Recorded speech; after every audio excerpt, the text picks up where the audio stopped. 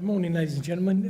My name's Nick Coombe. My day job before Grenfell Tower was I was the Strategic Technical Advisor to the Commissioner and Corporate Management Board, and since that day I've been seconded to the Home Office and MHCLG, trying to sort a vision going forward. So my slides are more about what the future could look like, not what it will look like. So bear that in mind when you listen to what I say. It's about one way we could move forward. Some agree with Dame Judith Hackitt and some don't agree with Dame Judith Hackitt. So we've heard two kind of views this morning. One, we're all doomed from Lorna, and one from Tom, well, it ain't that bad. And I probably sit a bit in the middle, really, actually, but I think they might be looking at it from two different ways. I think Lorna quite rightly deals with the construction side and has seen how that has changed since the competitive streak has come into building control. And Tom sees it from the completion side and a building that's already built. And although buildings are not designed badly normally, they may not be designed as best as they could be, and then it's sometimes the poor workmanship that makes the building bad rather than the actual design and build process. I mean, I've personally visited 8 buildings that have been remediated from the ACM, and not a single one of them buildings had cavity barriers in the right places, if at all. And so to me that shows that's not it's only a one-off.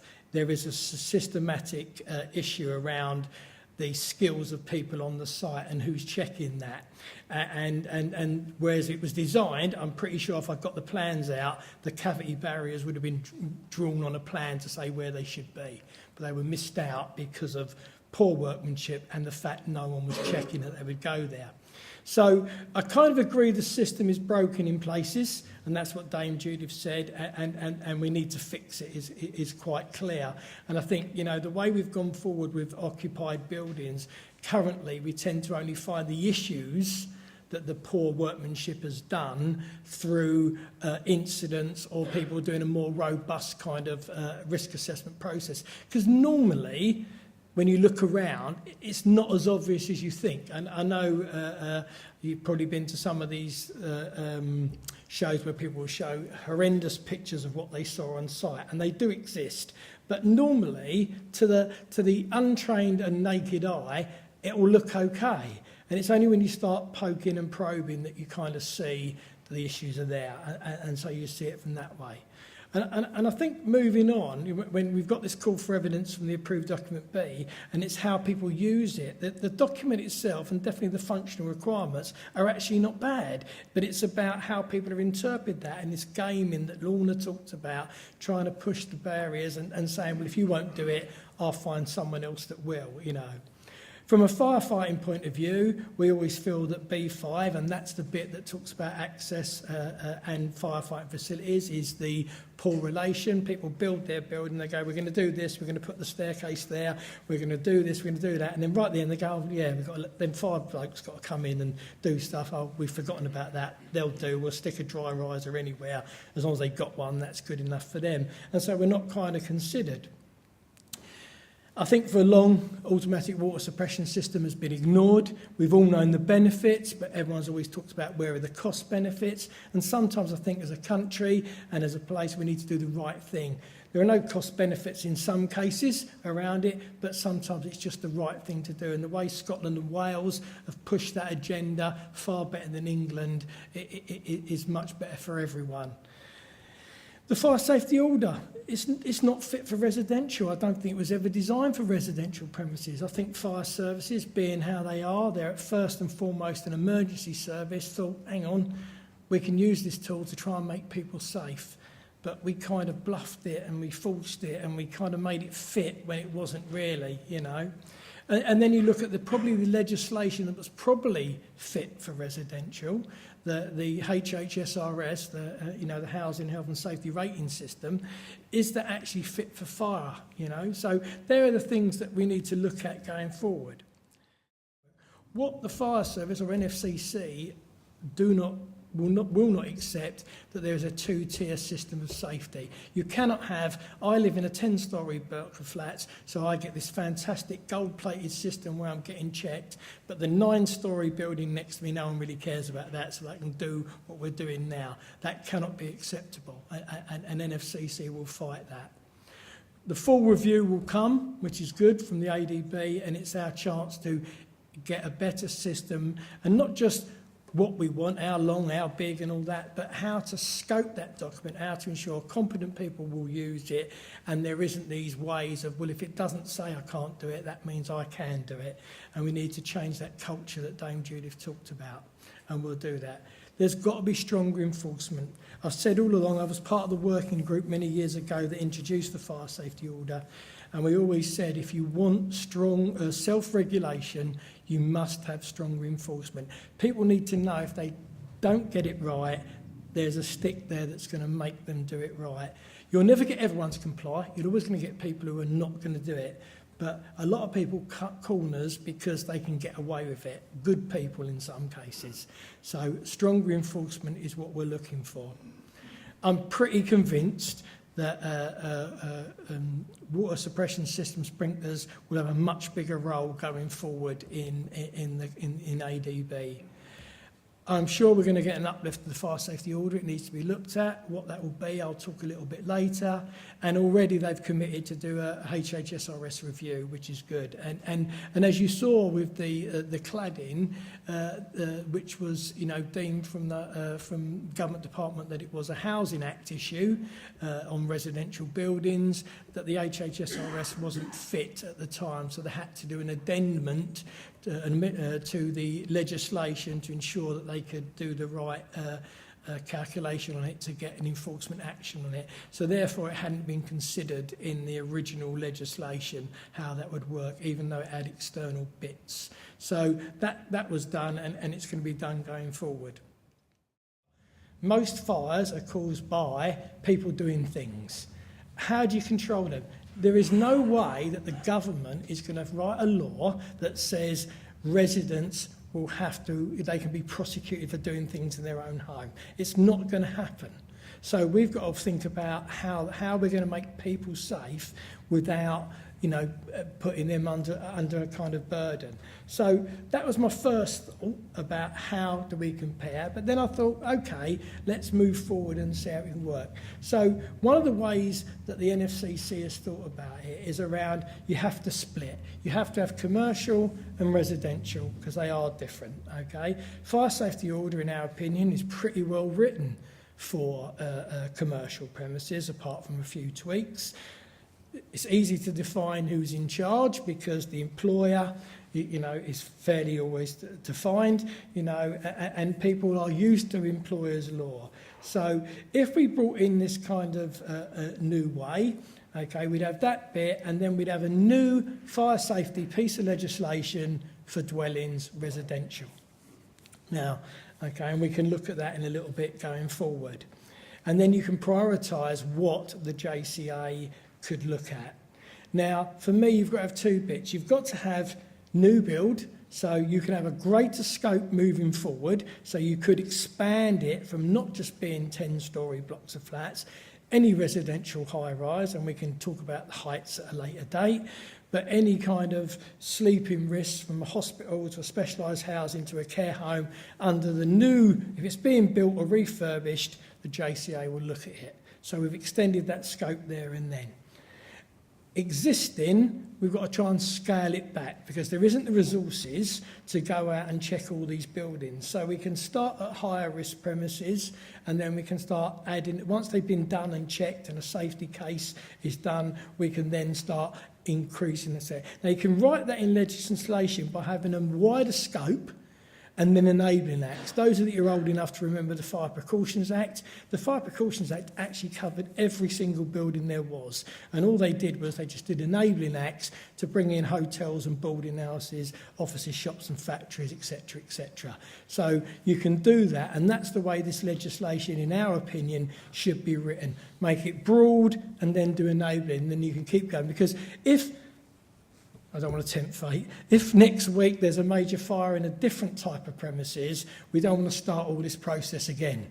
You know, we need to look at that. We'll have an act ready there, just go, okay, it was a care home, it was a hotel, it was a sports ground, enable that, let's get on with it and get it fixed. So that's the way we think we should move forward.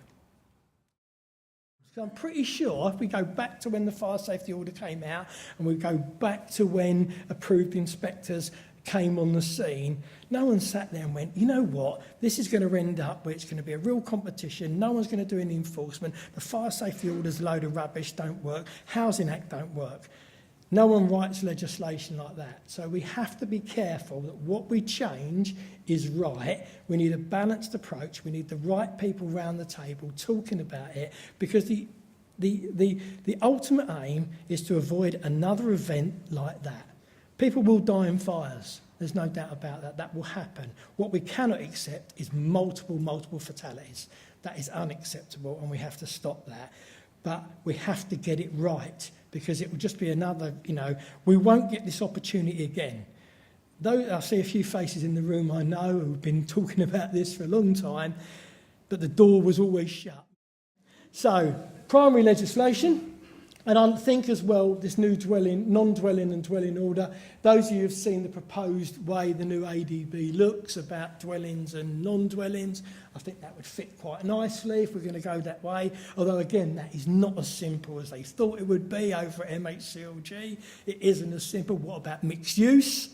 Oh, yeah, what do I do then, So, because it isn't, virtually every new block of flats now has a Tesco Metro in the bottom of it, doesn't it, or some kind of shop. Oh, yeah, we didn't think of that kind of thing. So we need to look at that kind of stuff. So I think we need to look at what we've got, look at how we can improve it to make everyone safe. Then we'll invent this new regulatory framework that makes the higher risk better and the process going forward. Because all we can do is say we made it better. We're never going to make it perfect, okay? There is no such thing as a perfect fire safety world. Well, it probably is, just don't put people in any buildings, but I don't think that strategy works, okay? So what you've got to do is make it better. Because what I was really involved in the Lacanau fire, and I really feel I didn't do enough to push government and make changes, as Tom said at the beginning. And so I'm determined to do it right now, but I'm not going to run forward and make something bad. I need to be able to look back after this event and say, yeah, I made a difference and we made it better. Not perfect, but better. And that's what we need to do. Thank you.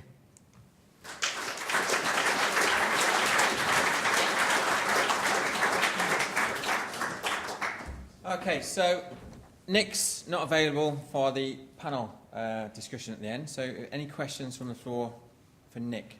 Yes, we've got one. Hooray! You mentioned about the water suppression systems potentially being installed in the future. Do you envisage that being just in new build or new build and refurbishment?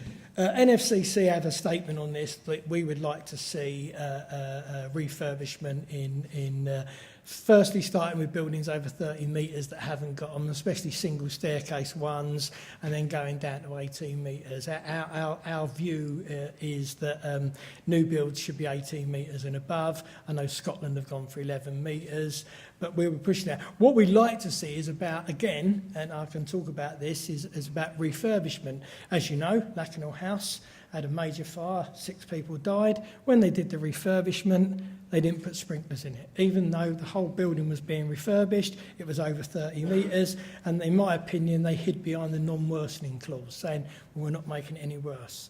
They didn't improve the firefighting facilities at Lacanau House. The dry risers are on every other floor. So all we literally had to do, the pipe was there, tap and dye a dry riser outlet, and they wouldn't even do that. Fireman's lift they had, and that's what they're called before you start accusing me. They're a fireman's lift, firefighting lift and firefighter's lift, and when they're upgraded. So they were fireman's lift, and again we said they were actually refurbishing the lifts, and they wouldn't put firefighting lifts in there. And so, it's about what Lorna was saying about people gaming the system. Because it says I don't have to do it, no one does the right thing. And to me, when we look at refurbishment, we want some kind of thing in there that changes that when they do refurbish. And I'm not talking about, I'm only changing a couple of doors here to put a sprinkler system in. That's not what I'm talking about. But refurbishment and we will be targeting people to do that. And a lot of councils have done some really good work. They said they're going to do it. They said they're going to refurbish it. But you'll be surprised at how many people don't want them in their flats. I'm worried about the water, coming out. I'm worried about this. I'm worried about that. And again, this is where we need to do better education about what they're there for. They don't go out. Every time you see a film, where they set one off and the whole system goes off, it gives people that impression. And we need to be better at educating people about what they were there, why they protect people, protect property, and their value for money. The amount of, when you have a fire in a flat, how many flats that put out, you have to repower. We should be looking at that cost. If you're a housing owner and you have a fire and it puts that flat out of use, you're not getting rent, you're fixing it, you've then probably got other blocks around it or other flats around it that were damaged, you've got to do that. Sprinklers will stop that in most cases. Nick, do you think that the term sprinkler becomes synonymous with automatic fire suppression? Because there are other methods of suppression that also have those places, but there's not a great awareness. So when we talk about fire suppression, we tend to just defer to the word sprinkler. When alone it's not a panacea, there are other technologies. I think you're right. I think the issue is that sprinklers have been around 100 years, and when we talk sprinklers, I think in the industry we're thinking sprinklers and there are other versions available. We are starting, I'm hoping, to educate people to use AWSS because that gives the broad range of types of automatic water suppression systems that are out there. Unfortunately, again, we kind of argue about standards and all that kind of stuff. To me, something's better than nothing in a lot of cases, but we will get there. We will get there. The sprinkler industry, the water mist industry need to kind of work together. One of the bad things around our industry, the fire industry, is we argue amongst ourselves and we don't look professional. The passive against the active, the sprinklers against the water mist.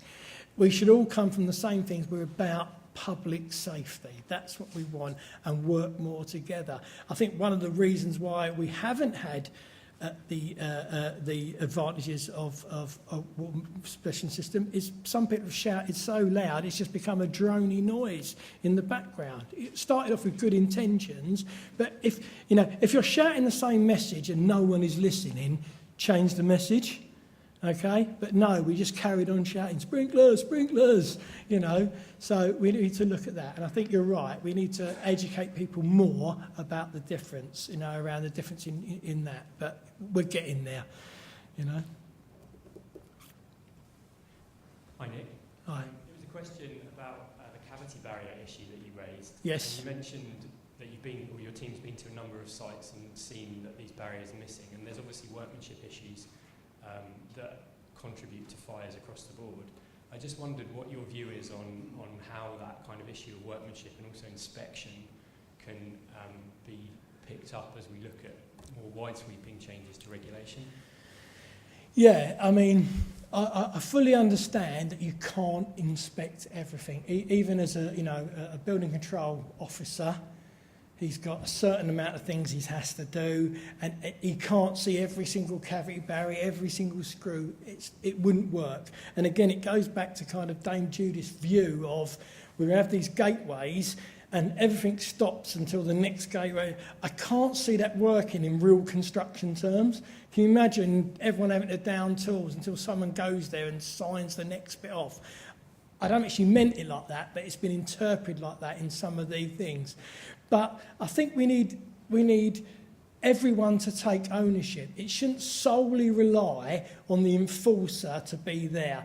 What the enforcer's role is to be the kind of stick that says, if I do catch you, the punishment is going to make sure that you don't do it right. I'm not going to fine you. If I can save £1 million by cutting corners on bad workmanship, because I know I'm going to get a 10 grand fine, it don't take a great businessman to think that's a good business model. Because I don't really care. I've done the building. I'm obviously I don't own the building. I don't care about them people that are going to be in there. That's their kind of attitude. If I know if I've saved £1 million, I'm going to be fined £10 million, I might think a little bit harder around it. And so to answer your question, it's everyone's responsibility. You know, we've got the police out there that if we drive badly or we don't road tax our car or insure our car and all that, they'll do their bit. But we take responsibility when we're driving our kids or driving our loved ones to make sure the car is roadworthy. Not everyone, but most of us do. And I think that's got to happen on a building site. We've got to get back to people taking ownership. The person who owns the construction site has to take that responsibility on. When people are signing off buildings, not just from a building control point of view, but if you're taking over a building, and I've had it happen in fires. We built 10 brand new fire stations, and I went and looked at one, and you know they call it a snagging list. It was ridiculous. And I'm saying, why did we accept this? Why did we accept this? As you know, this is our building. We're putting our employees in here, you know, and we're inviting the community in here, and it's not ready. It's not been finished well. You wouldn't turn up and buy a brand new car and go, yeah, sorry about that bald tyre and that wing mirror's hanging off, but just crack on driving with it, and we'll come back later and fix it at another time. You know, but we accept it in a building that's going to house people that we're meant to be protecting. And this whole thing has got to change. It's become an industry where we just accept it. We just accept, oh, that smoke detector's hanging off.